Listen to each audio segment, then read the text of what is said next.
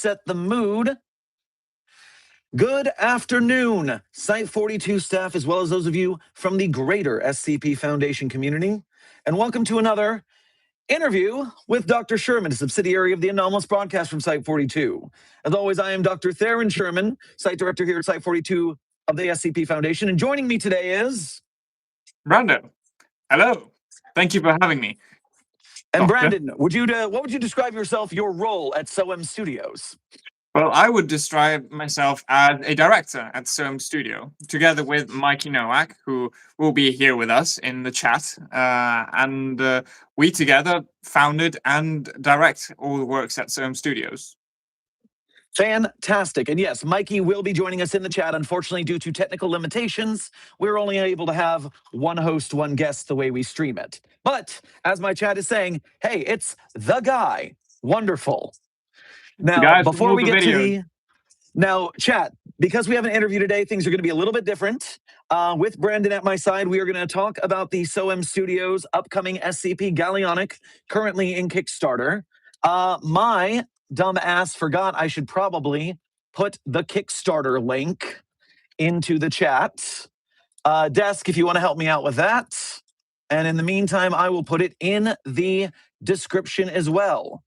Because I don't know if you guys know this, but SCP Gallionic, otherwise as we're calling it SCP the Anime, is currently Kickstartering and is less than 250 euros from the full 20-minute production. We might get this on stream, people, so please go to that Kickstarter link. I have got Desk's pinned message. That way you can get it from our chat as well as the description from this VOD. Furthermore, just that little bit of housekeeping at the start of today's stream. Hello to, from the Site 42 community, Dr. Frogman. Congratulations on being first chatter today. Most punctual. Good on you, mate. Alongside you, Stephen Tambari, Kitty Fly, Aoki, rolling down the chat. Just Pit, 100 stars. Dr. Vel, Silent Follower. And anybody I missed because I was rushing, I apologize. Thank you all for being here punctually for today's interview. Thank you for being members of Site 42 on YouTube. We appreciate you assisting us to signal boost such grand creators as Brandon here. Now, everyone else, there will be a Q&A from you guys to the chat after we finish our little intro here together. And then we'll open that up to you guys. I also have some messages from the Site 42 Discord server in the background that we will be putting out. And last but not least, I'm being informed by Agent Goose that I did, in fact, forget to alert the Site 42 Discord server that I am live. All cleared. So, personal anecdote time. I was first introduced to SOM Studios by the YouTube algorithm.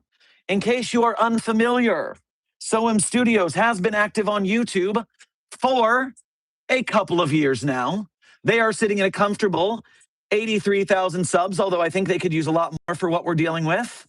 And my first exposure with our wonderful friends here happened to be a little music video called SCP Panic. Now, while I play this, Brandon, why don't you tell me a little bit about this? Well, SCP Panic was the first project me and Mikey created. It really just started from... us just coming together, you know, two friends who were very passionate about animation and just wanting to create something. I still remember, you know, we called, we were talking, we're like, you know, we want to make something to improve our skills, to learn the craft and get some experience. How about we just make a quick music video, like 3 months of production max, no more.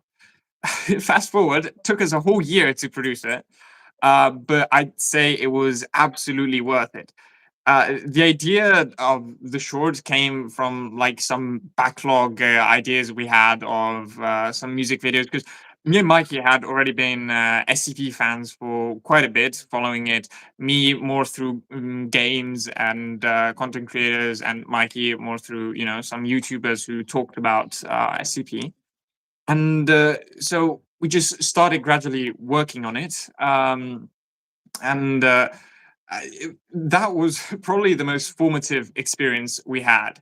As in, thanks to that little short, other than learning so much on how a production works, how to actually make something coherent in such a short time, it also helped us, meet new people and create lots of connections within the industry, which eventually, with some, extra steps in the middle, got us to making the trailer for SCP Gallionic and the Kickstarter you'll see. And I do remember frickin' 2 years ago now being like, oh, holy shit. These guys Yeah. are cooking. This guy was one of the first few. He's a real OG. He viewed it back when the video had what 2,000 views. Like if you look at the video graph on the YouTube Studio page, it's extremely funny because for 2 years you just see basically a flat line at 2,000, 3,000. I think it started getting to like 10,000 something. And then suddenly, once we started marketing for SCP Gallionic, it just went boom. And it's just like a wall, which has been very cathartic. And you're sitting here just like, all right, we're asking for money. This is essentially your resume. Your resume is exploding on the internet. Yeah, I mean, there is no greater happiness than having, something you've worked on for years just become so popular, and also more than popular, so loved. Like the comments we've been getting of people, both me and Mikey have been probably spending too much time scrolling through all the comments and also all the emails of people being like, "Oh my god, I love this! We want a full series, a full movie, not just a short film." Yes, finally, it's been really, really nice. I understand the dopamine hit of those comments when they're hitting, man. Be careful where you go and read your comments. For instance, don't go to the Facebook page for Site 42 at all. Their vibes are rancid. Will not. I'm actually interrupting my portion of the interview right now because Dream Droids in the chat has a question that I've been wondering for a while. What is Gallionic? What does that mean? What does it mean to you in the story? Well, whilst I cannot talk too much about the story to avoid spoilers, Gallionic, if you also go search it up on Google, by definition, is someone or something marked by an indifference/easygoing attitude. The story itself of SCP Gallionic is a story very much, I would say, about control generally, and being in control of a situation or not. You have these two situations, Matthew, the brother, wanting to enter the facility to save his sister. He wants to take control of the situation and have a positive outcome. Jane wants to do the same. She sees everything that happens in the facility almost daily and is extremely frustrated and wants change. She wants to better the situation before it can get catastrophically bad. And she too wants control. And ultimately, the one entity who wants most control of all is the SCP Foundation itself. That's why we say we have three main protagonists in this story. So I cannot say exactly to avoid spoilers. I mean, it's a 20-minute short, so any talking about it will eventually lead to spoilers. But I would say it is rooted in the characters specifically and, that development. Fantastic. And when you look at the SCP Panic, I heard you say the other day with Afray Interactive that yes, you can see the change in animation quality from 2 years ago, that 1 year endeavor for this 2-minute music video almost. Now you're taking up to a 20-minute. You've obviously evolved your animation skills over time with practice. Tell me about your background, but also some of your team's background. You made some bold claims with working with MAPPA, working with Toei, these juggernauts of the anime industry. Tell us how your team intermeshes with that and what they're bringing to the table and how. Okay, I'll start with me. Personally, I'm I've been into animation for a very long time, ever since I was 13, 14, and have just been practicing and especially meeting new people and trying to improve with them. I would say, my skills, and since Mikey is not here with me, but I think I can speak also on behalf of Mikey. Our skills have improved a lot over these years, and you can definitely see that from SCP Panic to SCP Gallionic, the trailer. Clearly, it was very arduous because the trailer's production itself was a growth process. Um, but as you mentioned, we did make some bold claims of working with animators who've worked for Mappa and Toy and other studios. And yes, it's true. The fact is, the animation world isn't actually all that big in the sense that after staying on Discord a bit, Twitter, getting to talk to people, you actually start finding out that the world is fairly small and you meet a lot of people fairly quickly, especially when you enter the professional world. When you start, when you know someone who's worked on a famous project, they will inevitably know 10 other people who worked on that, and so on. You can imagine a branch of connections just permeating. Obviously, most of them were friends of ours, people we've met mainly, in a very natural way through Discord calls and just hanging out. And some of them were friends of friends, so there was definitely a help in that. Obviously, by mappa or animators, we don't mean giant directors, as one could imagine, but still, it's people who've worked in the industry and still work today in the industry, and I think it's fairly cool, and I think contributed to giving it that more authentic feeling of actually being, anime instead of just, Western cartoon that wants to call itself anime. And one thing about the SCP community that's so cool is you get a lot of the SCP authorship. The people who write these are also the fans of SCP. It is basically Dr. Sumerian, fellow SCP YouTuber and author, called best. It is high amateur at best. And so you get this scrappy underdog version of writing where you're writing fan fiction, but it's a little better. You're doing short filmmaking, but it's right in that film range where it's like, all right, we're scrappy, we're starting Sam Raimi in the woods with his friends filming something. And so even when you have at that level, people who have actually participated in the major industry, that knowledge just helps you organize things so much better than if you're having to scrape it all just winging it. Having someone who has been there in the organized structure can give you something to work off of. You know what I mean? Yeah, definitely.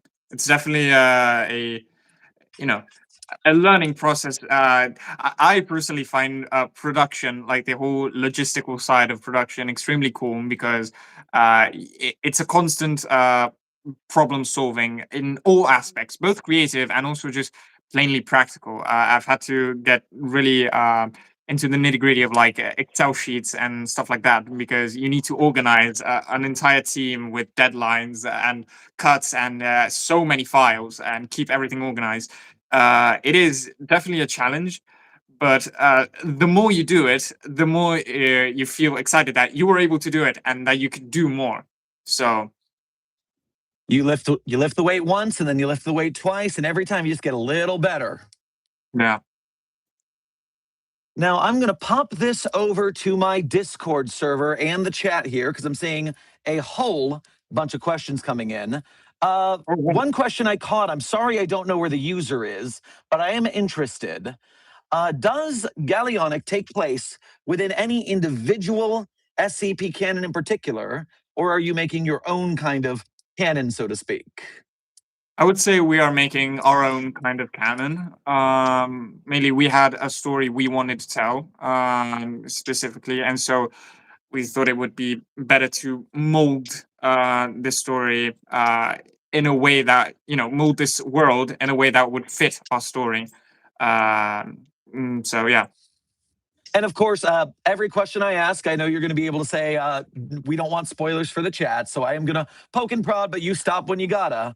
My next question Of course. on that same line of canon is the SCP Foundation, depending on there is no canon rule of the SCP Wiki anyways, you get hit with all sorts of different power levels of the SCP Foundation, all sorts of outlooks on the anomalous and how to deal with it. Now I can tell from your trailer, and after you answer this question, I'm actually going to play the Gallionic trailer. That way people in the chat who haven't seen it can check that out. But I know from the trailer that you have a pretty high income, high power foundation just for the sheer size of the site that you have there. A massive structure, gorgeous, by the way. I'll show that in the trailer in a second. But my then question is, as I believe DJ was kind of getting at in the chat, how does your foundation feel about the treatment of the anomalies in containment? In my personal Site 42 canon, when I'm doing streams, I'm very strict, very please practice proper pronoun parlance protocols at the foundation, because the SCP Foundation, at least the way I kind of grimly treat them, is they're very strict, very cold, very this human anomaly is not a human being, it's an object. So we treat it as an object, don't humanize it. There are a lot of different parts of the SCP canon that find it better to humanize the anomalies, to be a little more caring. Yes, we are imprisoning you for life without doing a crime, but at least we're going to be a little nice about it. Where on the spectrum does your foundation fall if you were to characterize your foundation on these different aspects? I would say it is dreadfully practical. And I want to explain this term because it might not be immediate to understand. What I mean by dreadfully practical isn't cold and rigid and super calculated. I think this is what I mean is best exemplified by the architecture. One of the first few cuts you see is of this main hall, very beautiful with this orange light, big windows, trees, and everything.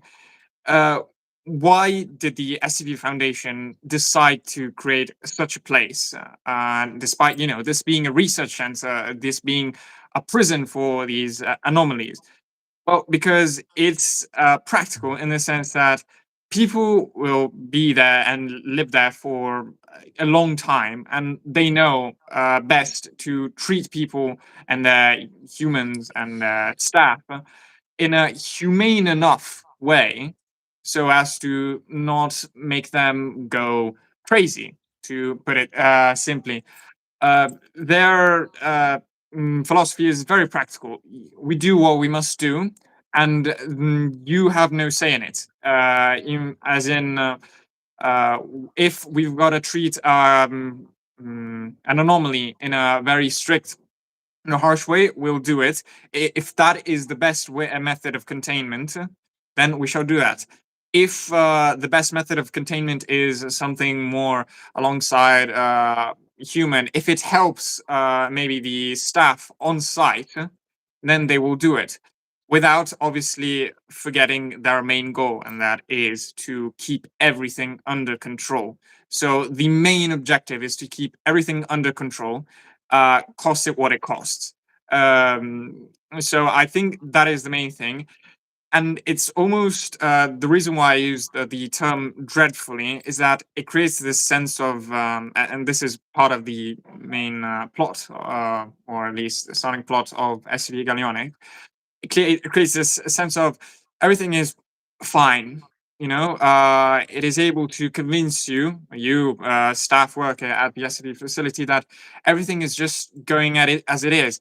There's a containment breach. Yes, of course, there's going to be a containment breach. You have thousands of anomalies in the site, but it is treated as, just another thing that happens. Yes, we will take extra precautions, but they have systems in mind on how to proceed with, reconstruction or recontainment and reassessment also of staff.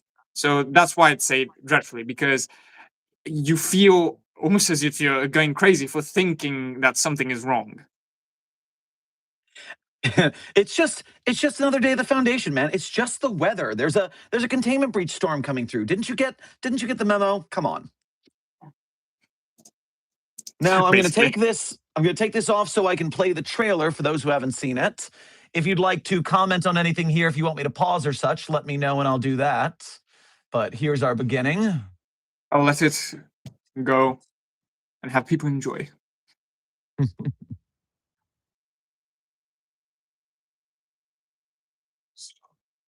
Your choice. All opinion.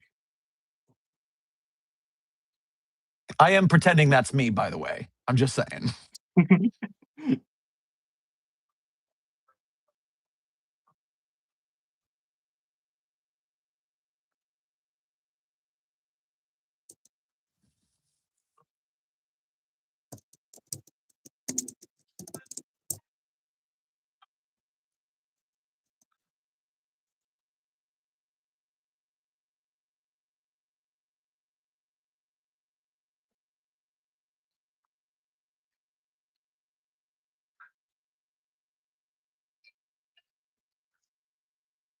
Tight to what little I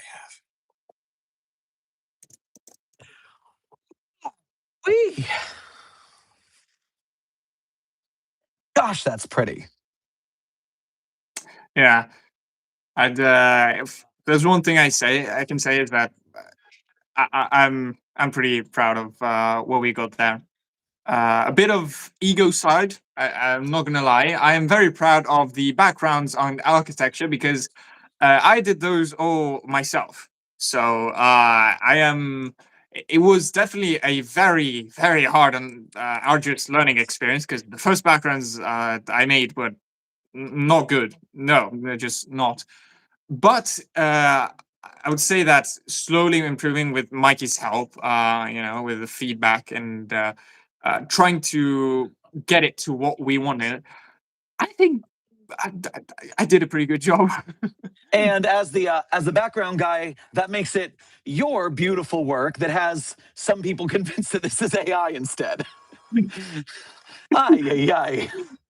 I I I kind of anticipated that. I remember when I first did the main whole shot, and I had found this way of rendering the tree that made it look more painterly, and it had a certain look which I was, wow, this is kind of new. This is pretty interesting. I, though it kind of looks AI, I wonder if people will mistake it for AI. I better document this. And then the So- monkey paw closed. Oh my god. I think the SCP community is very anti-AI. It's good to know that you guys are not doing that. Those behind the scenes that you set, just like going through the process. You first of all, you dropped those exactly when it was coming up, so it was like you guys knew it was coming. You were locked and loaded. That was great. Yeah. I mean, it's part. We wanted to share the behind the scenes because it's part of the beauty of the process. Reason why we don't use AI is because the process, I feel, is just as beautiful as the final product. Like, I wouldn't be doing this if I wasn't in love with the whole making part. Yeah, like, because the whole making part is very, very hard, and we've poured blood, sweat, and tears. Like, it's been something. So unless you love it, just doing it for the end results, not really something. For a lot of the younger members of the SCP community who haven't quite burgeoned into their hard work project phase, there's this feeling when you devote yourself to something very difficult, something with a team who you're not always going to work perfectly with. And sometimes you're just going to have to hash it out. You're going to yell at each other. You're going to get upset. You're going to walk away, Oh yeah. come back, put it aside, get the job done. And eventually you let your baby go into the ether, and then you feel a weightlessness because it's like I just put all of myself here and now it's out there and I can't do anything about it except see what the audience sees in it. Yeah, it's. I feel like it's literally the definition of uh, enjoy the process, or the friends you made along the way, which is so cliche, but it's true. Because I had so much fun making it. Yes, it had its hard times. Me and Mikey had our quarrels, even on writing, on and designing, animation. But that's just how things go in any team, in any work, in anything you really do in life. And if anything, that just helped us, one, understand each other better, and grow as a team, being able to know what we want from each other, and especially from this project. So definitely discussing, being able to, discuss about something, even if you're not in agreement, is something that I think is extremely important and healthy for production, or generally any project you do with anyone. Because you get to see parts, or get to think about things you usually wouldn't think, you usually don't take into consideration, and it helps you be more open to other people's ideas, opinions, ways of seeing the world, and everything. Indeed, indeed. And sometimes, just like on the SCP database, when you're writing an SCP, some authors are capable of being that singular vision. They can write the article, they can edit the article, they can cold post it to the wiki and just get it done. But for most of us, and even some of the best authors, you need the editor. You need someone on the eyes on the outside, so that when you're lost in the sauce because you've looked at it 10,000 times and it's all blurring together for you, they can go, actually, you missed this. Absolutely. My God. Now, before I jump over to the Discord questions, I want to ask you, what is something that you have wanted to say about this project, but no one's asked you the question? What is the thing that just bursts out that you want to say about it? I've been asked a lot about this project. I wouldn't know, to be honest. Like, I think the only thing I think I could say, it's not really a question to an answer. It's more just a feeling. But uh, I mean it when I say that we've poured our heart and soul into this. Like, the I I think this is really a project of love. Yes, we're doing it because we want to make something bigger. We want to advance also in our careers and everything. But ultimately, the reason why we stuck even through very hard times, because we've been working on this for a very long time, is just ultimately because, and this goes with any project, a part of me is in this project. Whether the project is good or people understand it, well, that's a problem after. It's more about, wow, I was able to kind of express myself, which I think is also kind of the point of art, where one gets to express ourselves. Going back to the AI thing, why we're not using it. I think that's the only thing I would say. That is brilliant. That is what the people want to know. They want to feel your heart in the project, because the problem with the SCP community that we've avoided so far, mostly, is that over corporatization, the homogenization of SCP. Because of the Creative Commons license, we know Netflix, Amazon won't knock on our door. The closest we've had is the content farm animation channels, who varying levels of doing research on the community and respecting its stories and authors, varying levels of animation quality. Yeah. But all that varying is on the lower end of the spectrum, I would say. I'm not going to make you say that. I'll be the jerk here. I've already had Thank my you. scraps with them in the past. But then we also have the sad situation where author Quantum of There Is No Antimemetics Division, they had the self-published book, they had the self-published series, but to get that bag, to get the real thing, the book deal, they had to file off the serial numbers of SCP, which, man, Creative Yeah. Commons did so much for the project, so much for all this, and then just to have to, I'm not mad at Quantum, don't get me wrong. Quantum, get your bag. I'm so proud of you, SCP author to SCP author, and you being a far better SCP author than me. But I just want it to be where we can have these things, we can build these teams together, and then we can keep the SCP Creative Commons, because then someone else can take that and work off it and work on it. But honestly, chat, that's up to you guys, because Yeah, it's you guys ultimately. doing this crowdfunding. It's you guys making sure that we can survive where the big studios will never touch us. So, chat, thank you. And speaking of chat, I'm coming over to the Discord server now to check your questions. I am also double checking the Kickstarter as Dr. Frogman continues to give us updates. 23 euros to 20 minutes. Oh, that's so close. Go to that Kickstarter chat. We need 23 euros. That's like 30 bucks. You can do it, man. I believe in you, chat. All right, going to the Discord server. For those who are in the Site 42 Discord server, the anomalous broadcast from Site 42 channel is where I threw down the request for questions. You can still leave some in there while I start at the beginning. Let's see where we got. Boop, boop, boo. Where did I tag? Here we go. So, first question from the Discord server. What inspired the particular storyline and characters for the project? I would say it's definitely the feeling SCP gave us when we first, approached thinking of a story.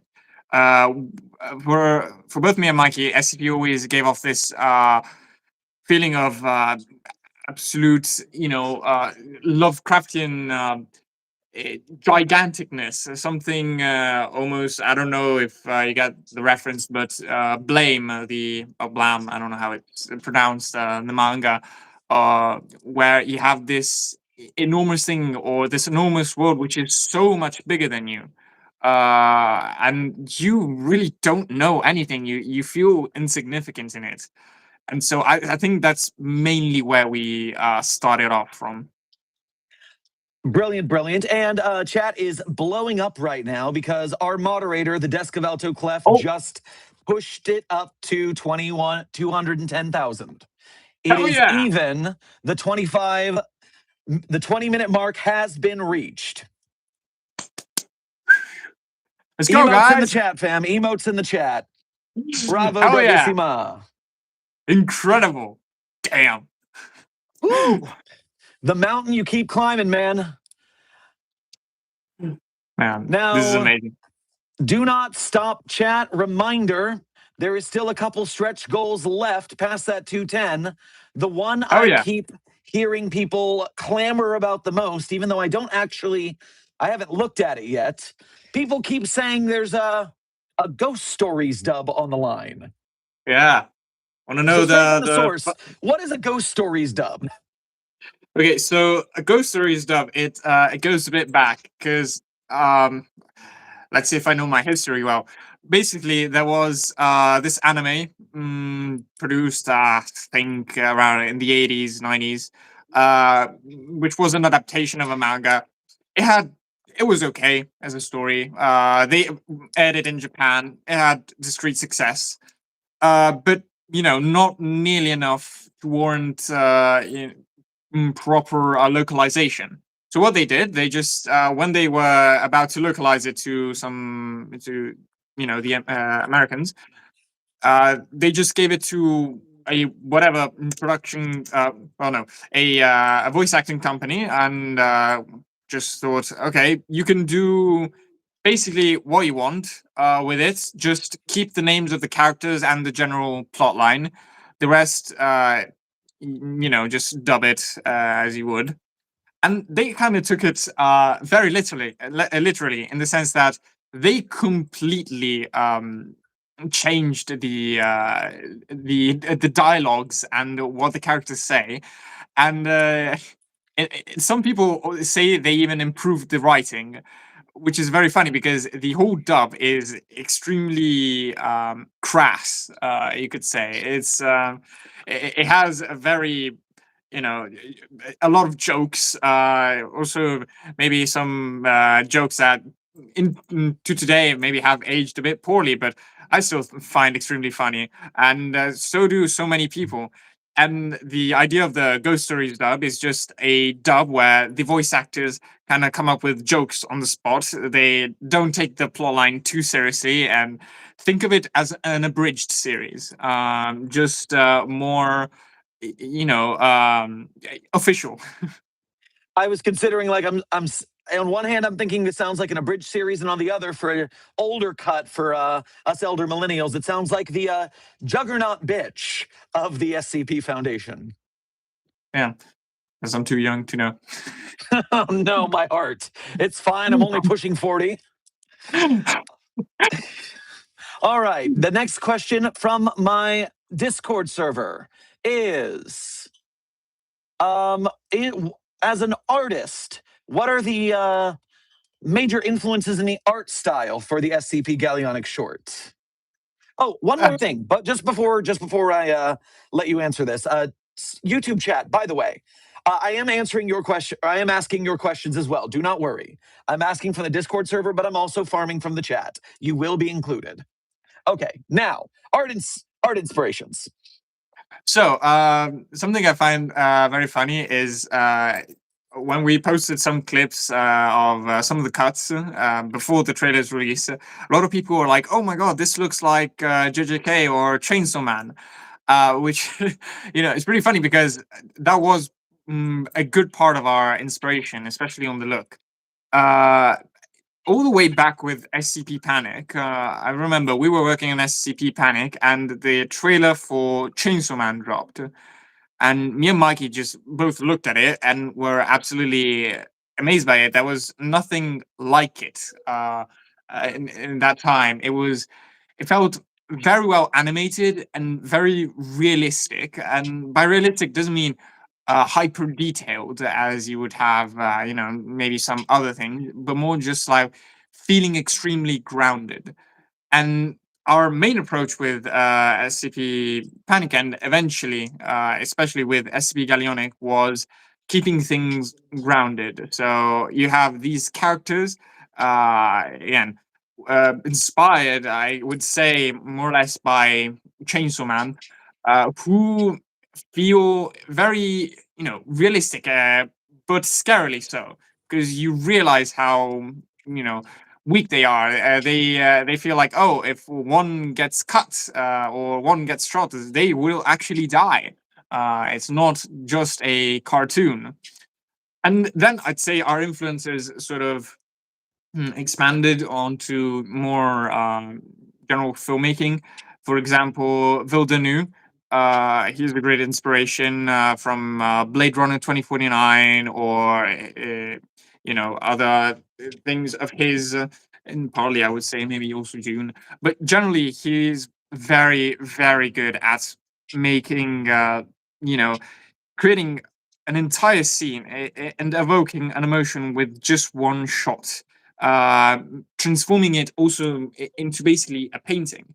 There's not a lot of dialogue in his films, or at least, for example, in Blade Runner 2049, it's all fairly cryptical and subdued. Everything is communicated through atmosphere and backgrounds and architecture.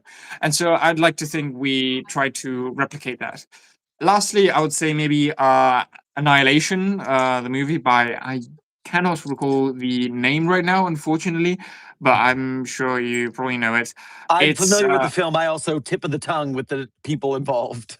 yeah, but it's an extremely great movie, and I think it really fits that SCP vibe. At least we felt of these people going into the unknown and things completely beyond comprehension happening around them, and not just oh, there's a monster. No, like very deeply where the characters question themselves, the nature of some things, and I mean like the fundamental nature even of themselves or their existence. So we liked that existential part of cinematography. Also, I would say those are our main inspirations, at least on the movie side. And then, speaking on the art style a little further, I pulled up the trailer again just to show, like, this shot right here is where I was like, oh no, these guys mean fucking business. But of course, it wasn't the only one, because you've got such architecture, such beautiful settings throughout this. I want to know specifically, as someone who played the Remedy game Control, And famously, I played it years after being into SCP. And the phrase I like to use most, having played that game, is it made me nostalgic for a place I had never been, because it just felt like an SCP facility in a way that I knew from my soul, even though I'd never been there. So when you think about this architecture, where does that inspiration specifically come from? How do you make this place feel like a Foundation zone in that way? Oh well, definitely it comes on one hand from a lot of iteration, in the sense that it took a lot of trial and error to get to something that felt good. But I'd say, it started from, first off, just a complete flip of a concept of the SCP Foundation. What we see a lot of when the SCP Foundation is depicted in other media, be it games, shorts, live action, we see I would say, the SCP containment breach version of the SCP facility. That game was huge. It was, what kind of, I would say, brought the SCP Foundation into popularity, especially in the early stages. I know, I myself was, engaged by that. I believe I was watching Markiplier back at the time. But there, the architecture is very tight and narrow corridors, dingy, which give you this oppressive feeling of you being, one step closer to death every time you open the door. And it's amazing. I love that. But we were like, okay, we've seen enough of that. What if we did something completely different? What if we tried to evoke a sense of dread, not through tight, small corridors, but through, mega structures, through something that is absolutely enormous. And from there, we definitely took inspiration from brutalism as an architecture, as it's, a very practical art style. It's often associated also with more closed-mindedness, or generally rigid structures. Although, ironically, from a historical sense, its origins were the complete opposite, but that's besides the point. And we wanted to merge it also with the sort of nature-esque, hence the trees and vegetation, to make it feel more alive. Uh, I'd say inspirations for the mega structure itself, where, again, I mentioned this before, the manga Blam or Blame, I don't know how to actually say that, where you have this enormous mega structure, which is like several times bigger than Earth and everything. It is, the epitome of mega structures and architecture. Ours is a lot smaller compared to that. But that was one of the main inspirations where at least I started from when designing it. And lastly, it's just, taking reference from a lot of places and a lot of modern day architecture. In the main hall, you see these big windows, and the main inspiration for them were, for example, airports. Airports are these mega structures which house thousands of people with a giant place you can look outside from, these giant windows. I was like, oh, this is perfect. And same thing with the whole pit. We were like, let's look at skyscrapers. After all, that's what they are. Even if the foundation really is going down into the earth, so you could call it was an earth scraper. I believe that was the term. So I'd say those were more or less our inspirations. Fantastic. Quick question from the chat. You wanted to ask intern Ilya, I believe. I want to ask if there's any manga for Gallionic. Oh. By the way, W team. So compliments. And then manga. Are we going that route? Like, as in, if there's going to be a manga adaptation of Gallionic, or inspirations and stuff like that? Let's go with, I assume they're asking about an adaptation, but if we want to go into inspirations after that, cool. Okay, so for adaptations, Right now, we don't really have a plan for that, though. I mean, I if know enough over in people the want it. Japanese branch, they have a lot of SCP manga floating around. I didn't know that. I actually found out there's a lot of Japanese SCP fans. Like when we posted the trailer, we had an influx of people from Japan. Like it's our most viewers come from the US. The second most viewers come from Japan, which, to be honest, kind of surprised us. Right now there isn't really a plan for an SCP Gallionic manga, also because again, SCP Gallionic is a self-contained story which has a beginning and an end. So there's no And I plan for mean, that. something to think about down the line is that if you make Gallionic, if it's popular, if everyone enjoys it, it is wholly possible some SCP fan and or some manga company might make the SCP Gallionic manga possibly without your input because of the Creative Commons. That might be them taking the Sure. inspiration ball and running with it. That And would be actually pretty cool, kind of an honor to you know, be so so popular that people directly want to make a whole manga from it. they'll do But it and they'll get it done. Some passion is a hell of a drug. oh yes, so yeah, who knows? We'll have to Who see knows? what the future has in store. Popping in now, one person asked, what's the best way to support the production? I clearly answered to them very quickly that, hey, hit that Kickstarter, follow them on YouTube and Twitter and TikTok, because that's where they are, at least to my knowledge, branched. Is there Yeah. anything else you want people to do to support the SOM Studios SCP Gallionic project? Well, I think those are the main things you can do. But other than that, I'd say since interaction is a big part of it, if you want interact with the community, we're hosting right now an art challenge where anyone can can join, and they can win prizes from the Kickstarter itself. So if you want to compete in that art challenge, we are looking mainly for creativity and interesting ideas. So don't worry if maybe your art skills aren't up to par or you get intimidated by other competitors. Seriously. If not, talk about it with your friends, talk about it with other people, mention it to a possible play respectfully and with without being too respectfully, but maybe even mentioning it to your favorite streamers or YouTubers, getting the word out basically. The more people know about this project, the better it is. It's just as simple as that.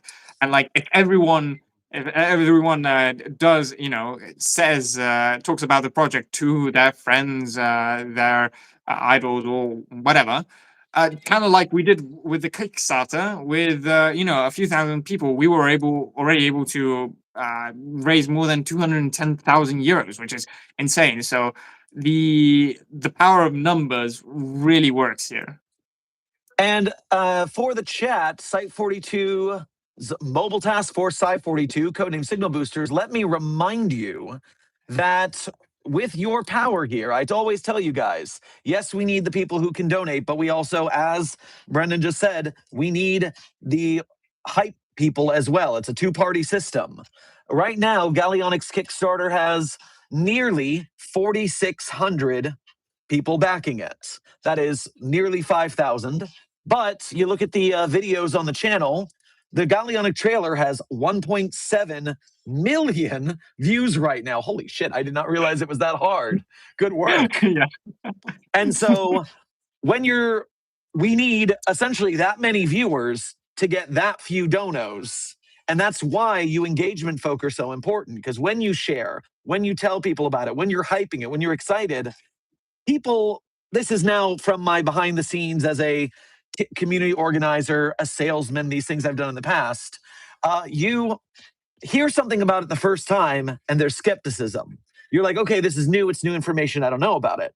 But the more you hear about it, the more it's in your face. That's how a brand becomes trusted.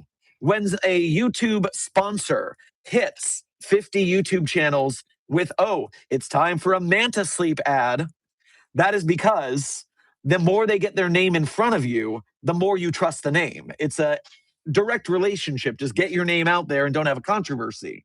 So you guys are the hub of that, because our projects, Site 42, SOM Studios, Keter Labs, everybody, it's not like we have big studio marketing budgets to do that push ourselves. We can't sponsor 100 YouTubers to shout us out. So that is what you are for. And I cannot say enough. It's because of you guys that things like this happen. It's because of you guys that SOM Studios gets to make this. And my pride is unmatched. So thank you. Yeah. Thank you, Sherman. And then coming back down into the questions, I am desperately curious as to how they are doing this while abiding the Creative Commons licensing for the SCP Foundation. Is it going to be all original anomalies or recognizable stuff with the serial numbers ground off? The second one, it's all, you know, with the serial numbers, with SCP name and everything. And I'd say we are abiding by the copyright rules of SCP. You know, we will be publishing this for free on YouTube once it's done with its festival runs, which shouldn't take too long, and once we actually finish it. But after that, like our intention is just to make it free, and if anyone wants to then write on it, edit it, do something about it, write fan, I don't care. Like, do whatever you want. Make really, those fan edits. Make those Yeah. music videos, everyone. I genuinely adore all the, like, you know, sometimes it feels maybe a bit fake when it's like, oh yeah, I love all the thing you guys are doing, or it sounds very generic, but genuinely, like, for example, for the art challenge thing that is going on right now, seeing all the art pieces coming in is generally so exciting, just for the simple fact that you think, wow, someone actually took the time out of the day, and I would know, know how much that means, to draw fan art of something we made. That's crazy. So it's absolutely incredible. Like, anything you guys make for SCP Gallionic, like, it's just amazing. And so just to confirm, as you said at the start of that, this will be within the SCP Foundation's Creative Commons, which means to the questioner here, the serial numbers are not getting filed off. These are legitimate SCPs. I believe with Afray, you mentioned that there are 8 SCPs from the database that are being used in this. Yeah, for now. And we saw a couple. We saw the dragons, well animated. That was gorgeous. Thank you. I believe that was the angel with many wings. Yes. Right there. And of course, I'm sure some of these SCPs that weren't in there would be spoilers, so I'm not going to ask about them, chat. They should be almost all in the trailer. Just some of them are more hidden than others. So hey, if anyone wants to do a MatPat-esque video of analyzing trailer breakdown, theorists, go. No, we're open to that. We won't comment on it, but we'll for sure watch it. And you will not change it if someone guesses right. No, we don't plan on shit like the story is set. Oh no, they know it. We got to change everything now. Don't do it. Resist the urge. Especially in animation, you really can't change it like that. I think the story here stands on its own feet, even if you know the SCP. Even if you know the story. I'm still not going to say it, but I think we're generally confident in this.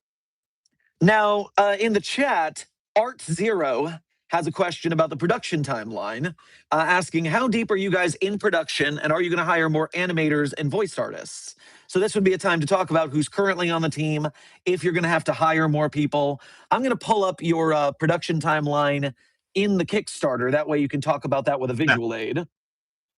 So for the people, first off, I don't know if anyone here in the live stream is one of the many hundreds of people who've emailed us asking for voice acting, animation, backgrounds, music. Just wanted to say, I have read every single mail everyone has sent, just give me the time to get back to you, because seriously, like it's a lot of people.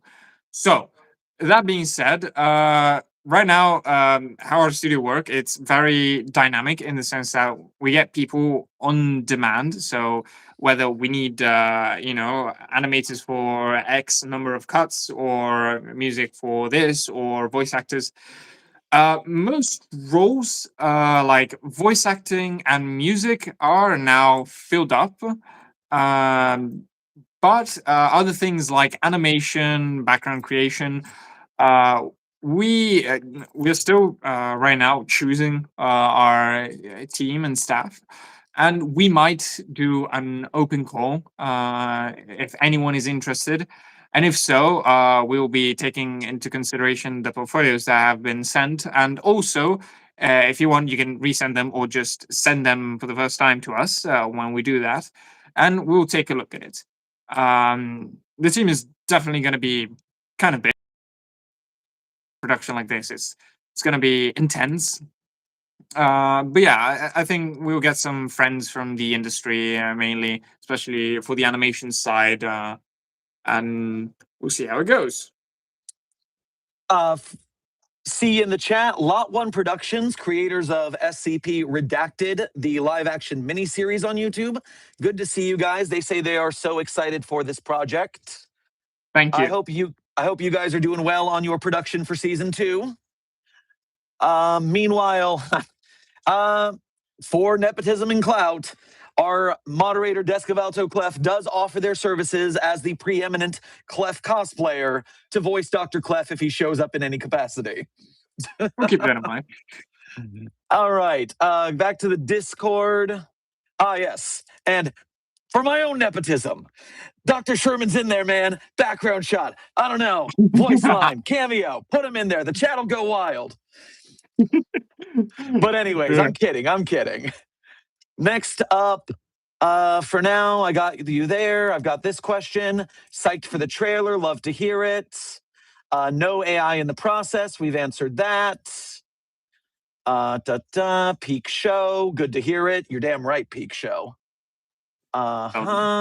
Questions. I'd like to point out, in researcher Traduder. Not a question, but I'd like to point out how I absolutely love the design of the facility and how it strays away from the usual dark, old school design of a facility from Containment Breach. So that is, they specifically showed your nice archway with the trees scene for that in the Discord. Guess we did our job well. And for those of you who are fans of that sort of science fiction futuristic aesthetic for the Foundation rather than the SCP Containment Breach or the SCP Secret Labs, I'll also direct you to friends of the channel, SOM Studios, creators of SCP Fragmented Minds. They have the SCP Foundation in a massive Mars base that has very similar vibes to Gallionic. They're also very cool. So it's good to have both sides of the Foundation represented. What software do you use for your animation? The classic. We use for 2D animation, mainly Clip Studio Paint. If I have to be honest, it's an all right program for animation. It's I think there are better ones, but it is fairly standard in the anime industry. So we tend to use that for just since everyone uses it. And then we use a lot of Blender. Blender is it's a godsend because it's an everything program. And with 3D, it is extremely good. We've used it for obviously background creation, but also layouts. We've used it for helping out with 2D animation, for example, references and such. And then we have some preliminary software, for example, Adobe After Effects for compositing, and finally DaVinci Resolve for editing and putting all the cuts together. I'd say the only program which we also use would be PureRef, which if you're an artist or just someone who likes to take reference from images, it's absolutely an amazing program, free, open source for anyone, where you just have a window and you can drag and drop an image from anywhere, be it a browser, desktop, or whatever, and it's just like a billboard / canvas which you can put everything. So those are the main programs we use. Cool. Now that we're not going to be able to do this on stream because of the format of our stream today, but they also asked, do you have any goofy in-betweens you can share with us? I think if you wanted to do something like that, for maybe a short format would be good for that. Release a video of that. Who knows? That could be a good video idea. We'll think about it. Thanks for the All right. video.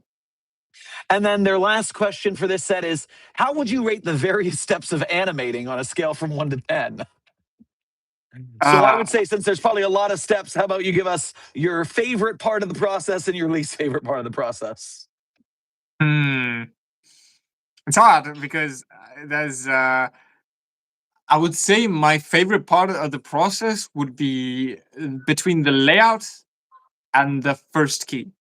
In layman's term, the layout is where you position the camera, 3D setting, where the characters are, and more or less where they will go or move. And the first key is the first rough / semi-clean pass of animation, where you define the movement and how the characters will actually move more in depth. I'd say that's the most fun part because it's where you actually gotta think about animation. You're creating the whole scene out. I would say my least favorite part would be the later on steps like cleanup and in between, and especially coloring, because it's like they get more and more tedious and just labor intensive as you go. That's why usually in anime teams you see that there are a few key layout and key animators, and then you have a lot of in-betweeners, colorists, and so on, because it's a very labor intensive work, and it's you need a lot of people to get it done quickly. Gotcha. Now, Lot 1 Productions has an insider baseball question. You guys, in having done what you have done, are one of the most successful SCP Foundation related Kickstarters. Congratulations, your crown is going to be shipped to you later. But Lot 1 would like to ask, as fellow creators, not sure if this was already asked, but how long did it take you guys to prepare your Kickstarter?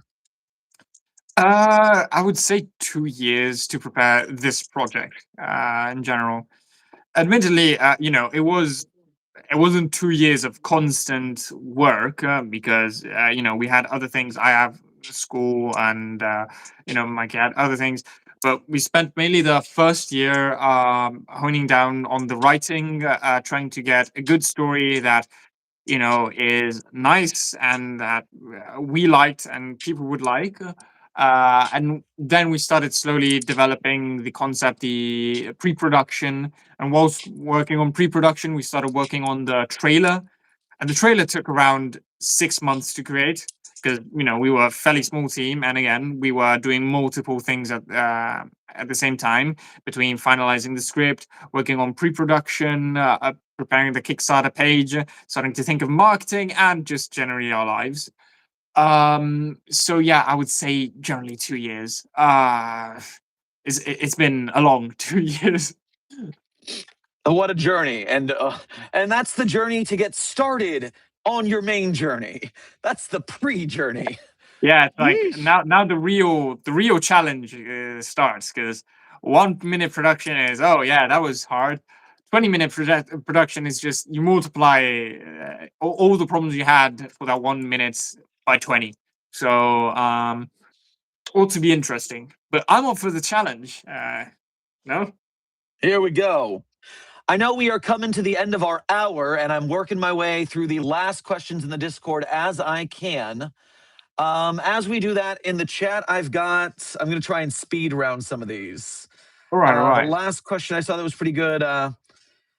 Intern Vince wants to know if there are well-known industry animators involved. I don't know how well-known it is in the industry circles versus well-known to the public, but people in the chat would know, I guess. I wouldn't know, in the sense that there are some fairly kind of popular ones, but not Yutaka Nakamura level popular, if the people interested know who I'm talking about. Though definitely, if you look at the credits for at least the trailer, I think you can find some people who have a bit of fame. And that does remind me, someone asked earlier, when it comes to the Japanese dub, I know you've got your voice actors lined up for the English dub. Where are you going to find your actors for the Japanese dub? And I guess the Ghost Stories dub as well. Well, for the Ghost Stories dub, it's going to be still our The standard main cast. Yeah. Yeah. For the Japanese dub, we're probably, well, as you say, through connections, but we're going to be looking around, scouting mainly for dubbing agencies. And, through connections also to the anime world, anime industry, to a lot of voice acting groups we have. We will find it eventually, but first we'll think about the whole production, then we'll think about the dub. Indeed, indeed. Let's see. And the last one is, I've got two people who are just complimenting you on your melodious voice. Oh, wow. And someone wants to know where you're from because of your accent. Well, where do you think I am from, That's Sherman? up to you, Hazard. You got to take a guess. But if I were to guess, just based on, I know your Kickstarter's based on the from the Netherlands, it says. So is that my Yeah. guess? That you would be wrong. Mike Damn is from it. the Netherlands. Gotcha. I'm actually from Italy, which Italy. yeah, which I know surprises a lot of people often, because I do not have a typical Italian accent, which is a lot more like this when they speak. I would know. I know a lot of Italians. Andrea Joshua Asnikar, the SCP Foundation live action filmmaker, is from Italy. And so we had that exposure because he's the only other person I've done this kind of interview with. Crazy. What a crazy random happenstance. All of my guests are from Italy for some reason. It's a sign. Exactly. That is the end of our Discord comments and questions. We made it. I'm checking through the chat real quick to see if there's anything else really big. Are you going to do a director's voice cameo in the shorts? We'll have to see. But before we end the stream, we actually wanted to gift you something. A nice illustration made by our co-director, Mikey Nowak, on for you, Sherman, and all the help you've had for us since day one. Here's incredible. You in the show's art style. Hope you like it. We'll be yeah. sending it over to you also on your Discord, and that way you can just, I don't know, do whatever you want. That's incredible. Oh yeah. So here to the Sherman, to the Dr. Sherman, uniting the entire SCP wiki and the whole fandom outside and inside the wiki. I said wiki twice, but oh well. The SCP community, to me, it's I have my past history before SCP was in community theater. And like I was telling you about earlier on working on a big project, in theater, there's not much more of a project that you and a bunch of people work for months on. And then if you're lucky, you get to perform it for a couple of months tops. The group I used to work with, we would work for 4 months in the behind the scenes together, a cast of around 100 people between the different shows at our fair.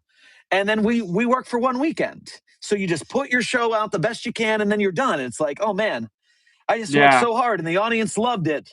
And now I'm just here. And after I left where I'm from, Florida, to move to California, I didn't have that community out here. But SCP has kind of been that to me, in that there's all these artists. We're all working toward one thing. And, it's a lot of people who I know they're just having fun writing fan fiction. And at the end of the day, I hope they have their fun with that. But there are people out there like you, like Keter Labs, like Lot 1 Productions. So many people who are like me in that we want to make these productions. We want to work together and build this. And at the end of the day, as long as I'm out here kind of on my own and trying to build my own thing, if I can hook you guys together, if I can hook everyone together in a way where we can help each other, I mean, the more we work together, rising tide lifts all ships, right? Absolutely. SCP and so from many day people, one, a collaborative effort, and I think, this what you're doing is actually amazing. So really, sincerely, thank you. I mean, I'm just lucky that doing it gets me to rub elbows with professionals like you, putting on this hell of a show. And Oh so yeah, I feel blessed for the work I do because it brings me to you guys. And if I can help you guys will help me. We'll all work together. We'll all get stronger. So many creators, they think it's a zero-sum game, but it's not. We are stronger together. It is arts communism, baby. oh yeah.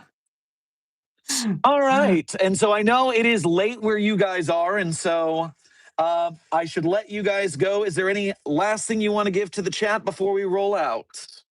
I think just thank you for being here and watching the stream and also helping with the campaign. So if you're excited about the project, we already said what you need to do: share, like, support, whatever. And just thank you to the entire SCP community for even existing. So yeah, Mobile Task Force Psi-42, codenamed the Signal Boosters, is extremely proud of what you guys have done here. You are a shining example of success so far. I cannot wait until you succeed in making this thing so that we have one of the, by far, the grandest animation project in the SCP canon.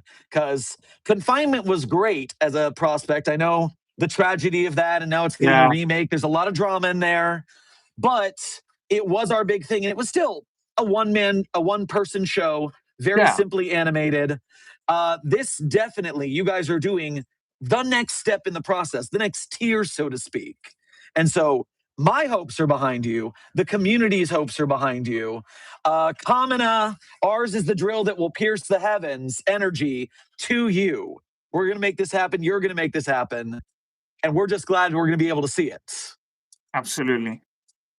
And congratulations again for on this stream hitting the 20-minute Kickstarter goal.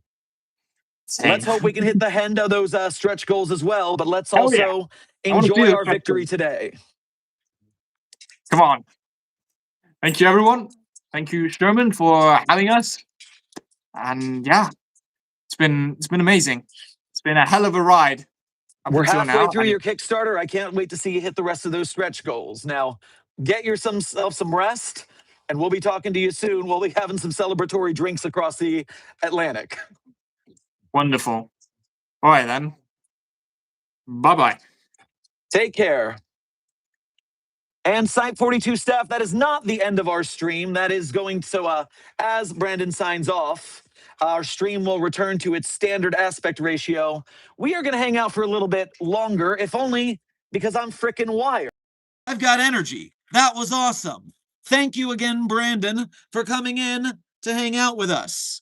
And for Mikey and Brandon drawing me to look all cool. That is Dr. Sherman in the JJK style now. Except it's not the JJK style. It is the SOM Studios SCP Gallionic style. For real, for real. Let me just text them back. That was fucking sick. Thank you so much from myself and the chat. C period H period A period T period, because it's a containment hazard assessment team. And one more time, just let me give you that glimpse of, oh, full screen beauty. Oh, that's so hip. That's so hip. Man, oh man. Okay. I gotta calm down. I gotta breathe. Puppy of Interest 42, are you here for moral support? Are you here because the interview's over and now you're allowed back in? Because you're not gonna be all barky, barky, barky? Puppy of Interest 42, welcome to the stream. Yes, we missed you a lot. Thank you for allowing us to be professional. I hope you had fun on your outdoor walk and stroller times. Puppy of Interest 42, codename Charlie, says hello to you, chat. And let me, real quick, before I let her run away, from the chat to you, baby girl. Treats for the baby. Ah!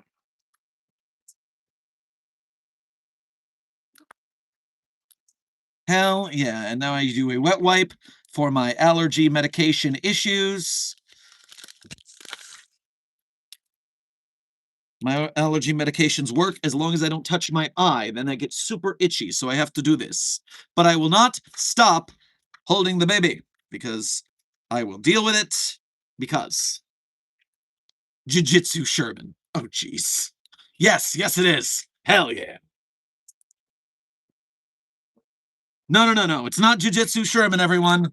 This is the SCP Gallionic. This is the Sherman Cool Picture Gallionic. Yes. I'm gonna have to make that a profile picture for a little bit. All right, let me pop back over to the chat. Double check the back rooms, the back circles, not the back rooms, the back channels. Ah. All right. Containment Hazard Assessment Team, thank you for your bomb-ass questions. You asked great questions. You got us information that we wouldn't have had without your great questions. We got info that was not had in the previous interviews with Decentralized Pictures and Afray Interactive. We got new intel because you guys asked good questions. It is important to remember, when we have someone like this, we can ask them a bunch of meaningless stuff, or we can get to the heart of the issue. And that's what I tried to do, and that's what you guys definitely did. So thank you so much for being a fantastic interview audience. You guys are just as much a part of this as I am. I am powerless without you guys. And so I thank you for your service and faith to do the job I'm doing and to help out the people we help out.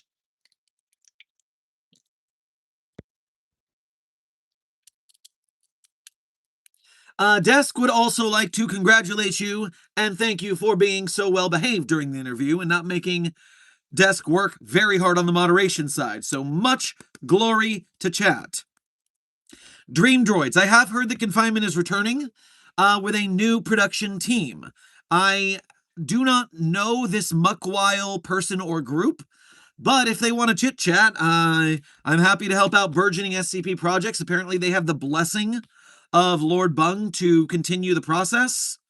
And I always hope the best for any upcoming projects. So hopefully they do good work. Hopefully they can carry the torch and not have drama and do a good thing.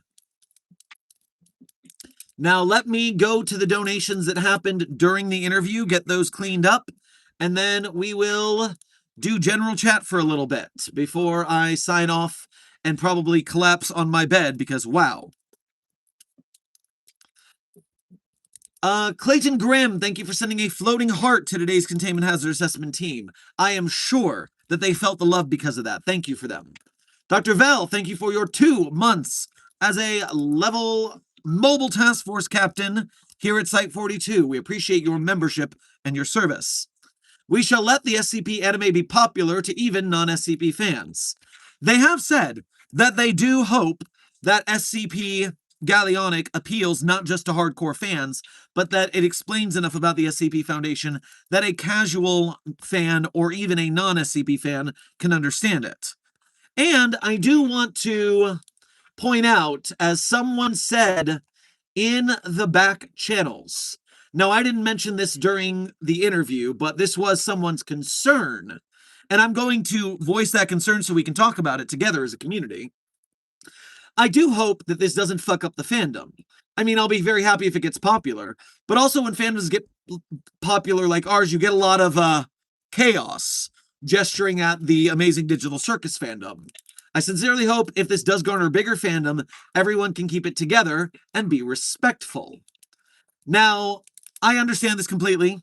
Nothing worse in the fandom, like this person says, than Twitter sending death threats to creators because they don't like how the story's going.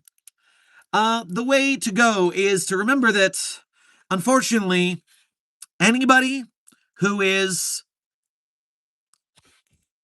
getting into production like this, one thing is you hope they are cognizant of what they're getting themselves into. I knew if I started a YouTube channel, if I started conversing about SCP, doing recordings, I knew, because I was old enough to know and have seen it happen before, what happens to people who get fandoms, what kind of dramas they get into. I have been somewhat mentally prepared for that since I got started. Some people, when they get started and they get big really quick. They haven't considered the consequences. You got to consider the consequences, and I do hope, and I bet, that the creators of Gallionic have considered the consequences. Now, you can never control how a fandom treats a piece of property. I mean, every fandom has its bad apples. You have your bad Undertale fans who harass YouTubers if they play it wrong. You have your conspiracy fans who get mad at creators of actual properties for this and that. There's only so much that we can do with that situation, and the big deal is you really just got to make sure that you don't let those bad fans spoil what you enjoy about the property or the good in the fandom. It's really hard. I understand it, because once something gets an association in your mind, it sticks. Fun, real life, psychological fact. If you talk shit about someone to a friend of yours, your friend who you are talking that shit to, yes, they might believe the shitty thing you're saying about that other person. But every word that you say is being mentally logged in your friend's head, and those words are being applied to you too. It's a literal case of, if I say something really mean and nasty, you might hate the guy I'm talking about, but you also hold a little bit of that for me, because I'm the one who said those words. You associate those words with me. And so when I talk about being positive, obviously toxic positivity can be a thing. You can be too much of a good thing. But you also want to make sure you're not just talking shit for the sake of talking shit, because you're going to get it painted on you as well. Now, because of that, you want to make... I know it's hard to separate the bad fandom from the good piece of work, because now that is associated with that in your brain. Mentally, it's hard to untangle that. But if you know that's the case, you can do the effort. You can think about it. You can go, okay, I don't need to let those fans interfere with my love for this piece of work. In the same way that I had to train myself out of thinking, oh, it's overrated, and so I'm not going to watch it. First of all, if a bunch of people like something, it's probably got something good about it. Furthermore, setting yourself up for those expectations and being disappointed is one thing, but just learning that, okay, yes, everybody likes it, their expectations set, but I'm not going to let that color me. I'm going to go in, zero expectations, find my center, find my perspective, don't let theirs taint it. If you can discipline your mind to find that, you will find peace. You will find nirvana, my friends. If you can find a way not to center other people's perspectives in a way that causes it to ruin your perspective. Whew! Rant complete.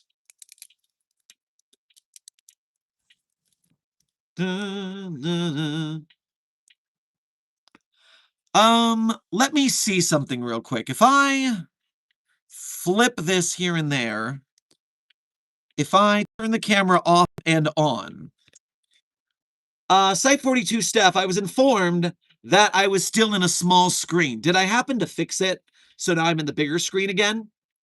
If not, we'll deal with what we got to deal with, tech-wise, but, okay, if it didn't fix it, if I'm still small, that's okay. We're not going to be streaming for too much longer. That's why you've all been saying I am small. Now I get it. Okay. Good to know. Oh well, I will be small. I will be the smallest being.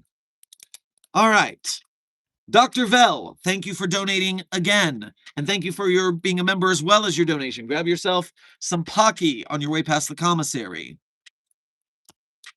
SCP Gallionic shall be popular. Go, Site 42. Help the Kickstarter, and as always, for the Foundation. You're damn right, Dr. Vell. You're damn right. And by the way, as of this current point in stream, we know that they hit their goal. But they are also past their goal now by another 250 euros. So the donations are still coming in as we speak. The next stretch goal, we've already passed 210 euros. 250 means we'll get a full music soundtrack. 280 euros will release the work materials publicly at the end of production so that people can look at, study, or reuse and remix the actual project files from SCP Gallionic. That's a hell of a goal. That is, you don't even have to dissect it, we'll just release our work. Damn, that's nice. Because yes, Creative Commons, their work needs to be released. Creative Commons, it doesn't mean they have to give you all their assets. So them releasing their assets is pretty damn cool. And then, of course, 320k is the Ghost Stories dub. So 320k euros, they are currently 110,000 euros from the Ghost Stories dub.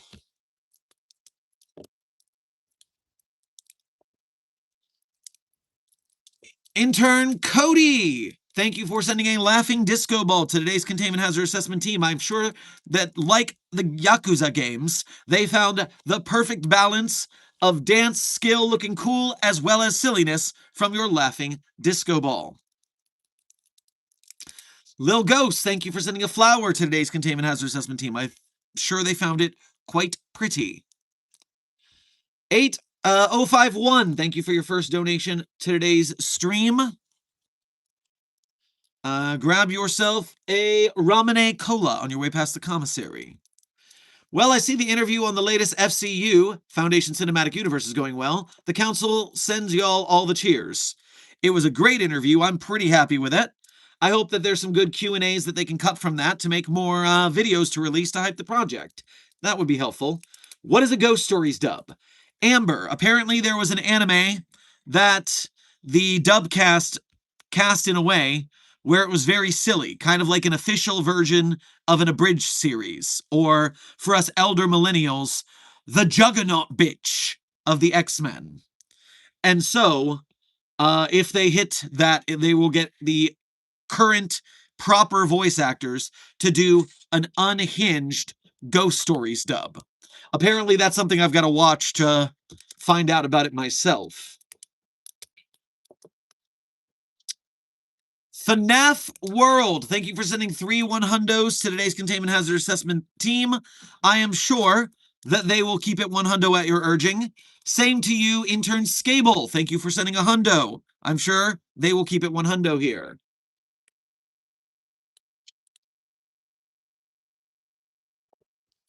O51, thank you for donating again to say, hey, Clef here, some payback from the O5 Council and Dr. Sherman.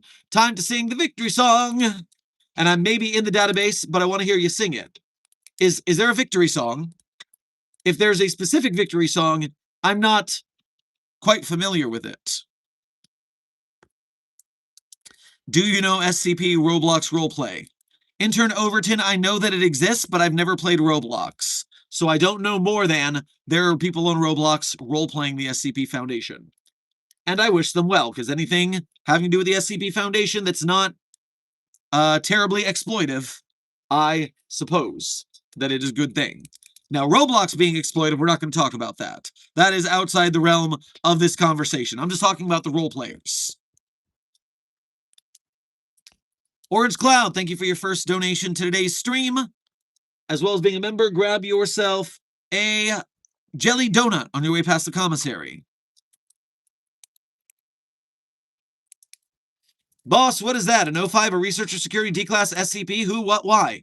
So Orange Cloud, in case you're still here, that was one of the directors of SOM Studios, makers of SCP Gallionic, if you didn't get that along the way.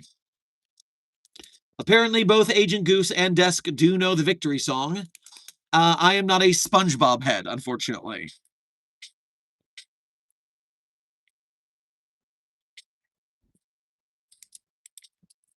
Sleepy Hum, thank you for your first donation to today's stream. Grab yourself a bowl of udon on your way past the commissary. It's my birthday today. The commissary building has a personal vendetta against me. Please look into it. Well, happy birthday to you, Intern Sleepy Humph. And I'm sorry the commissary is bullying you. I'll have to ask security about that.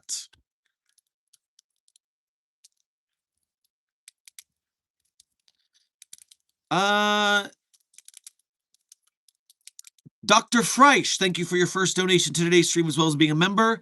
Grab yourself a bento box on your way past the commissary. I can't really think of an SCP question or a fun Freisch line. Just sending this to send my love and appreciation. Have a good day, drink water, stay safe. Well, I appreciate your generosity on my end, and I'm sure that the love transmitted all the way to Italy for Brendan.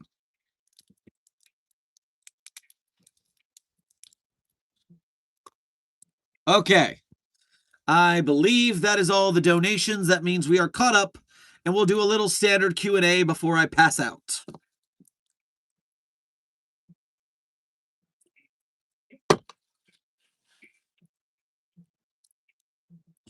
Hey, Dr. Sherman, if you're still struggling to find time to read AEED stuff, why not make it a future stream subject? Read the orientation in the intro, then alternate between 10 skips and Q&A. The trick of it is that when it comes to reading anything on stream, length is the problem. I find that if I read too much of an SCP, that the ADHD takes hold, and it's not exactly great for chat. Which is why you may notice when I'm on stream, I never fully read anything that's moderately lengthed. I always skim. I try to find the details, which can be difficult in these dense documentary formats, but it's so I can keep myself talking. What's that movie quote? It's from the movie Clue.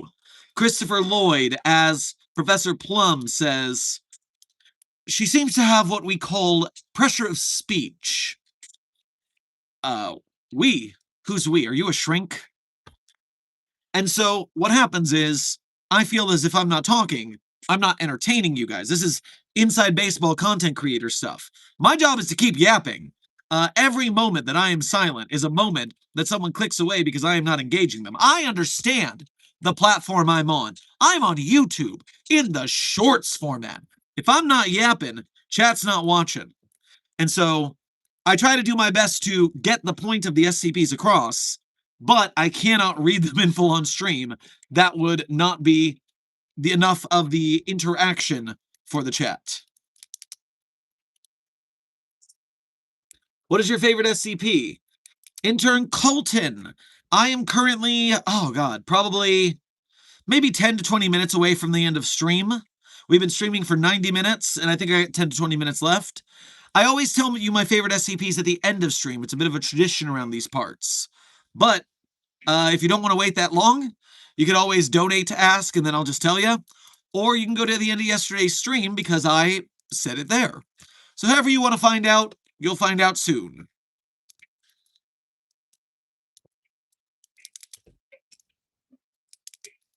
What is your least favorite SCP? Intern Dream Droids. I don't normally think of SCP or pieces of art in a least favorite manner like this. It's just not a way I find useful to consider artistic output like this. There are definitely SCPs I don't prefer as much because maybe the story subject doesn't read to me as well. For instance, the very well-known and well-hated by the Anti-Woke Brigade SCP known as SCP-2721, or by its hatedom nickname, the Trans Homestuck Satellite. That is a very well-written SCP. It is, for the story it's telling, it is a damn well-constructed article. It does what it intends to do. It just so happens that what it intends to do is a whole lot of Tumblr cringe dialogue. And that is like nails on a chalkboard to my soul. And so, while I can say, quality-wise, it's a damn good story, I also don't like reading it. And so that preference is not something I would hold against the SCP itself. Technically, I see what it's doing and I approve. Now, if we're talking about in-universe, then everyone infected with SCP-022-J-1 can fucking bite me with titanium teeth, I guess. And, of course, we all know that that thing is by far the worst SCP. And no Site-60, you cannot adopt it. It belongs to Dr. Hessen. I don't know how they handle it.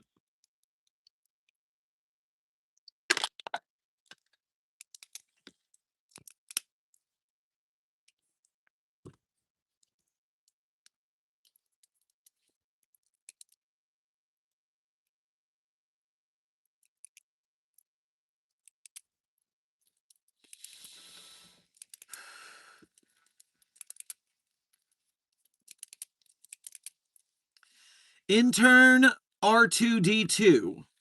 You may not ride on top of SCP-682 unless your name is Dr. Benjamin Kondraki. And even then, he wasn't allowed. He just did. Crazy bastard.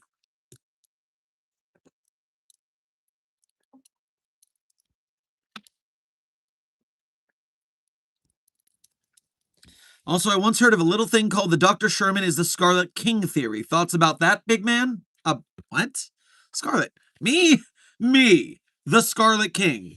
Me, Dr. Sherman, Site Director of Site-42, somehow the big bad of the SCP universe. Notice that I'm in this universe. Therefore, I must be in this universe while the Scarlet King is outside of our universe.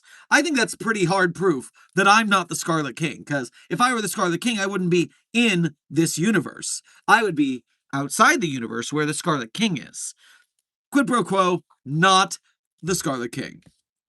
Weird theory. Don't worry about it. I don't know anybody who peddles that theory seriously. I can't imagine that. That's so weird. It's so weird and silly.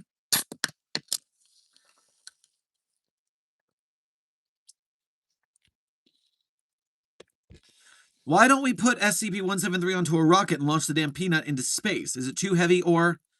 No, it's 173 is just a concrete statue. It's not that heavy. The problem is that we couldn't test it anymore if we launched it into space. It would be gone. It might get destroyed. We don't destroy anomalies, we contain them and research them.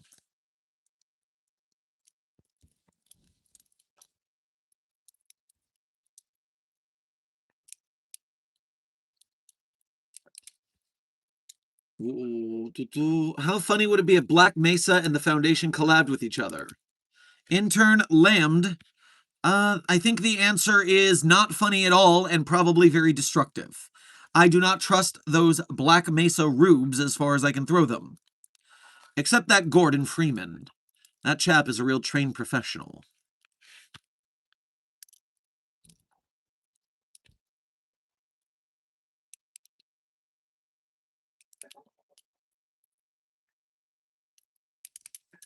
What more testing is there to do on SCP-173? Well, I don't follow SCP-173's day-to-day research, but I am certain that the research team in charge of the anomaly has tests that they're running. That's what they do. They test. Intern Tactical Alacticat. So it's tactical as a palindrome, I see. The answer is there are multiple Site-42s on the SCP database. There is the one you are speaking of. There's also a separate one run by the SCP author A Random Day, and that Site-42 is run by a Dr. Desai. So that, to me, there are 3 SCP Site-42s. Well, 2 now that Cyan isn't around. That's another drama. Love arts communities, love artists. They're so interesting. But no, Site-42 with Dr. Sherman is separate from those other Site-42s.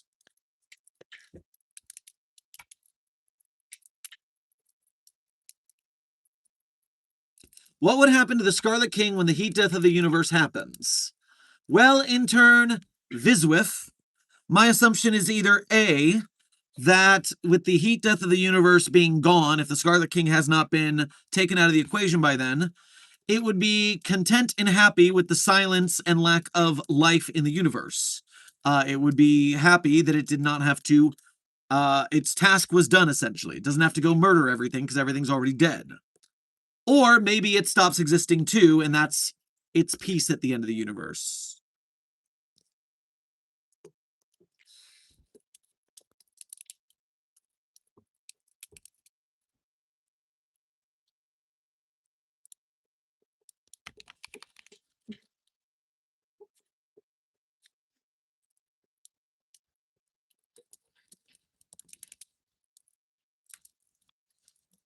Dr. Sherman, I want to know, does the SCP Foundation know about Urban Shade, and what is the Foundation's thoughts about them? Well, I have heard of this Urban Shade from my chat, and I do approve of any organization that is hiding monsters and magic from the public. That I am keen on, although from what I see of their results, they do seem rather breachy. Maybe they're not so good at their jobs.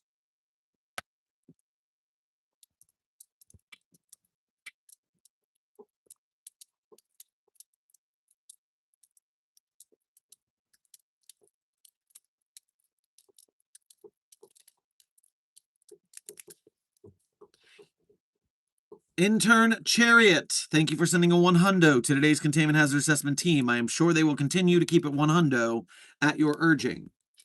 Are there any SCP sites located in Finland? Viswith, let me pull up the SCP search function, and I will type in the SCP tag. So let me show you what I'm doing here. So, when you go to the SCP database, in the top corner, you have the search button. And then in the search, you can add the tag SCP so that only SCPs will come up. And let's type in Finland. So Finland there. SCP-4918 be residing somewhere in Finland. Codename Bergentrucken. Is that a Asgore Dreamer reference? I'm not sure. It seems like there was an event with SCP-4666 in Finland. Something to do with 2719 in Finland. Finland is mentioned 139 times in SCP documents. So I'm sure some of those include containment sites.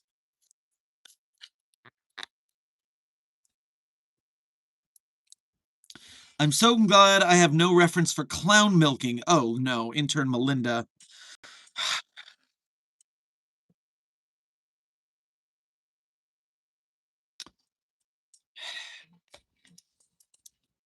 For those unaware, a group of interest in the SCP Foundation universe, Herman Fuller's Circus of the Disquieting, is an anomalous circus. Travels around, putting on anomalous shows. And the clowns at Herman Fuller's Circus of the Disquieting are actually Cthulhu outsider-type monsters in clown skin suits. And if you don't milk the clowns every so often, they explode. So you have to milk the clowns. Clown milk, by the way, is a black ichor-like substance. Ichor? Ichor. Which one is it? And if you drink it, all of your brain chemicals go super infinitely happy, and you die within like a split second. Meanwhile,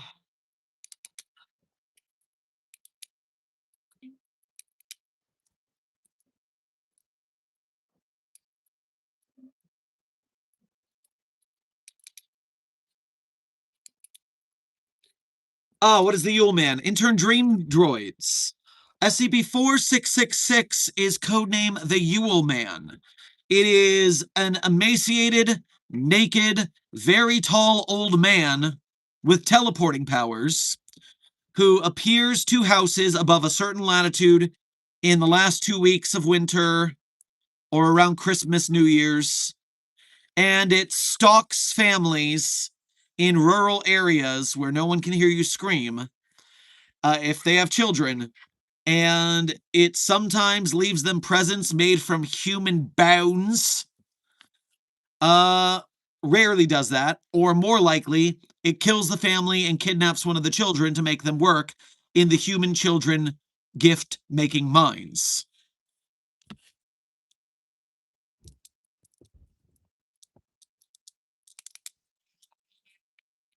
We should arrest it for public indecency. Well, if we could catch it, again, it's a teleporter. We don't have a lot of cures for teleportation when it comes to containment, unfortunately.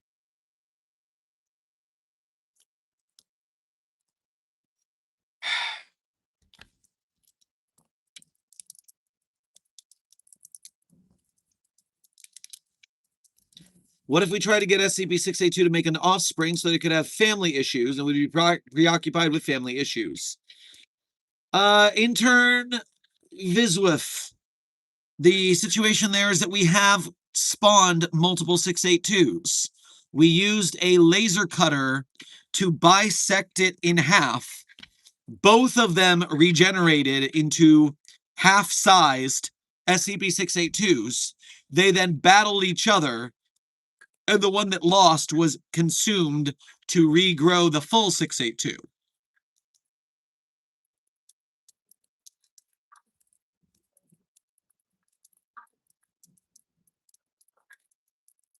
If we break SCP-173, does it die or does it become multiple pebbles of itself like are the pebbles alive? Intern Dream Droids, we don't know because we are not going to destroy the anomaly to find out. It would be so much harder to contain if it were now multiple statues that move and kill you if you blink.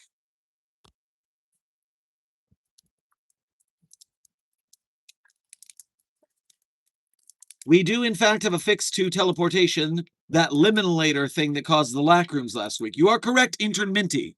I am hoping that we can engineer the liminator into some sort of technology that can halt teleportation anomalies. But the canonicity of that will always be in question as well.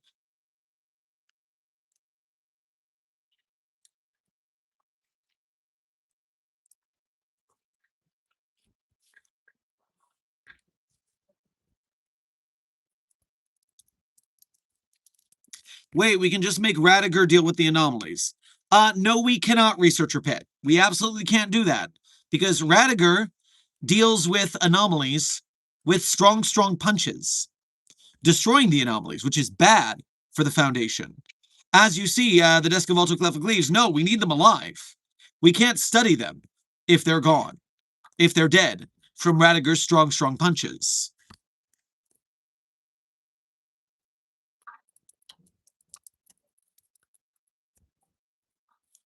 Now you got me wondering if Radiger posted those on the YouTube channel so I can pull those up really quick. Going to channel. Go to shorts. Did you post the shorts? Yes. Good. Let us have a side tangent with your favorite SCP YouTubers. Favorite SCP YouTuber, Radiger. Wrong one. Wrong one. Damn it. I misclicked. I wanted this one. SCPs I would beat in a fight because I am built different, part 13. SCP-2316. SCP-2316 is a lake with a bunch of dead people floating in it that makes you go crazy if you look at it. But this chunky water would not stand a chance against me and my big cognitofull brain if I executed the following plan. By filling the entire lake with instant jello powder. By turning it into a sweet and jiggly treat, I would render its effect useless because there would be no more water to recognize the bodies in, only jello. These are facts. I cannot deny that. That is exactly what would happen. Yes. SCPs I could beat in a fight because I am built different, part 13. SCP-035. SCP-035 is a stinky old mask that possesses people and leaks poison boogers on them. But this ancient sticky being would be a cinch to beat, and here is how I would do that. I would simply cover my entire body in Vaseline so that it would not be able to stick to me. With every inch of myself smooth like the dolphin, this creepy mask could not stay on me without immediately slipping off, allowing me to then punch its face body into submission. Yeah, no, I see no flaws in this plan. I think that is clearly correct. Let's see. We'll do one more. Mallow, Tubbo, 096, 529, 2521, 087, 3999. You know what? 3999 is my favorite SCP. How does Radiger beat that? Built different, part 6. SCP-3999.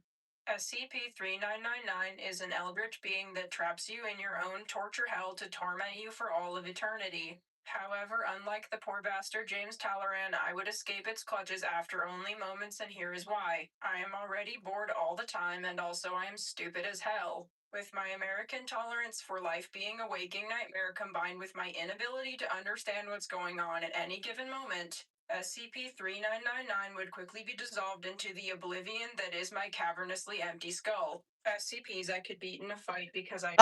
Yeah, I see nothing to contradict all that. Good research, but of course, once again, we cannot allow Radiger to destroy all the SCP anomalies. Now, when I say we cannot allow, it's not as if we could stop her. So we just have to keep her distracted with dissecting SCP articles from a writing standpoint. And if we keep jingling the keys of writing education in front of her, maybe she will not use her strong punches to destroy our life's work.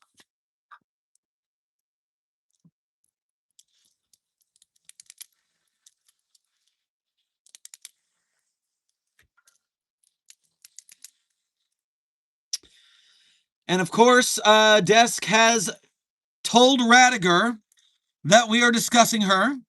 This is dangerous. We are now all in mortal danger for talking about trying to stop Radiger from punching the anomalies. Radiger, currently in the back channels, claims that she'll get him and punch him. We might be doomed. This might be a very good time to end stream before the punches come. So, in panic, Site 42, no panic, don't panic. We're fine. We're fine. Site 42 staff, we are now at the end of stream. And as always, I tell you my favorite SCPs, but oh god, I better go fast so she didn't get here before I go. My favorite SCPs, in no particular order, are SCP-3999, SCP-3043, 008-J, Spooky-J, 503-15-508-980, even faster around 3999-3043, 008-J, 503-15-508-980. And remember, thank you to SOM Studios for making SCP Gallionic the anime. You got your funding. Now we want to see it. 20 minutes is on the table. Do it. Thank you for joining us for an interview. Thank you for answering cool questions from cool people. If you missed the interview, check the VOD. I'm getting the hell out of here. Thank you for supporting Site 42 and to help us, to help these people make their things. Serious note, they told me behind the scenes that my comment on SCP Panic 2 years ago is what inspired them to start Gallionic. I'm not saying that it's my fault we're getting SCP the anime, but I am a little saying that it's my fault we're getting SCP the anime. In that little nudge, well, yes. If I can nudge people and this is what happens, then we need the nudge. So thank you guys. Seriously. Kidding aside. Thank you guys for being here on this journey with me. Because me commenting, hey, this is good, reach out if you want to collaborate, that doesn't mean anything from your normal person. Yes, people appreciate love, they appreciate engagement, it's important. But you guys give me the strength to say, hey, I can actually help you get this done. And artists need help. Artists need backing. You guys give me the power to be that backing. And so I cannot thank you enough for supporting me so I can support these other projects. As a team, we are mighty. So Mobile Task Force Sci 42, codenamed the Signal Boosters, I can't thank you enough for helping me, to help you, to help me, to help them, to help you, to help me, to help them, to help you. We're a fucking great team. Thank you. Intern Chariot, thank you for sending a 100. I agree that we will all keep it 100. Okay, Site 42 staff, this has been the SCP Community Interview, Dr. Sherman versus SOM Studios. Make sure you subscribe to them. Make sure you share their Kickstarter around. Make sure you donate if you haven't. When is the next stream? Viswith, we stream every single day. We have not missed a day in 10.5 months. The stream streak remains strong daily. So I will see you guys tomorrow. Be safe, be well, especially since Radiger is on the way. And as always, secure, contain, protect.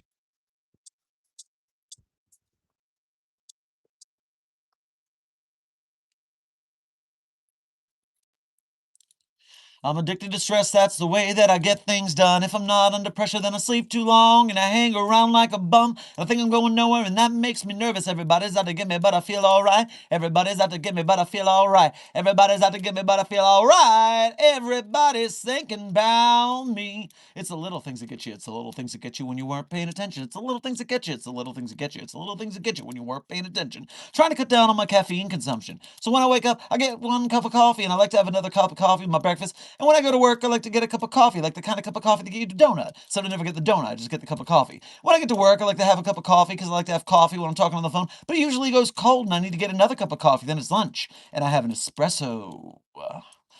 And when I get back, it's not morning anymore. So I have a Diet Cola and another Diet Cola. And by then I'm feeling fine. I'm feeling pretty sharp, feeling pretty wired, and I'm getting things done. But right about 2, I get this tiny little migraine. It starts behind my eyes and it moves to the back of my neck. It goes to the bottom of my spine, but it doesn't get there until 5 or 6 o'clock, which is the end of the day. So I'm fine. So I'm fine. So I'm fine. So I'm fine. So I'm fine. Except for when I have to work late. When I have to work late, which I usually do, I'm addicted to stress. That's the way that I get things done. If I'm not under pressure, then I sleep too long and I hang around like a bum. I think I'm going nowhere and that makes me nervous. Everybody's out to get me, but I feel alright. Everybody's out to get me, but I feel alright. Everybody's out to get me, but I feel alright. Everybody's thinking about me. The credit song is Stress by Jim's Big Ego. And if you have nothing to do right now, go watch the Stress AMV with Cowboy Bebop. It's a fun little video. That is my suggestion to you. Be safe, be well, and as always, secure, contain, protect.